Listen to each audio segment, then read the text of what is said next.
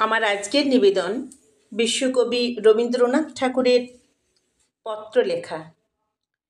দিলে তুমি Sonamura fountain pen, কত মতো লেখার আসভাব, ছোট ডেস্কখানি আখরোট কাঠ দিয়ে গড়া, ছাপমারা চিঠির কাগজ নানা বহরের, রূপোর কাগজ কাটা এনামেল করা, কাঁচি ছুরি গালা লাল ফিতে, কাঁচের কাগজ চাপা, লাল নীল সবুজ পেন্সিল। বলে গিয়েছিলে তুমি চিঠি লেখা চাই একদিন পরে পরে।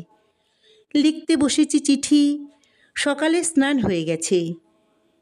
লিখি কি যে কথা নিয়ে কিছুতেই ভেবে পাচ্ছি না। একটি খবর আছে শুধু, তুমি চলে গেছো।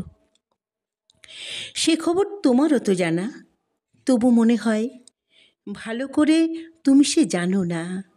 তাই ভাবি এ কথাটি জানাই তোমাকে, তুমি চলে গেছো।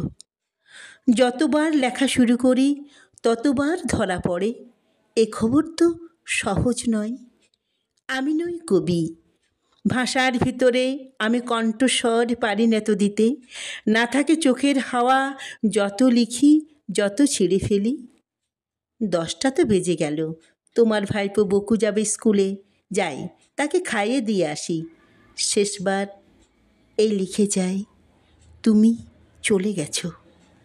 বাকি আর যত কিছু হিজিবিজি আঁকাঝোঁকা ব্লোটিংয়ের পরে। নমস্কার। কবিতাটি ভালো লাগলে লাইক করবেন এবং কেমন লাগলো তা কমেন্টে লিখে জানাবেন।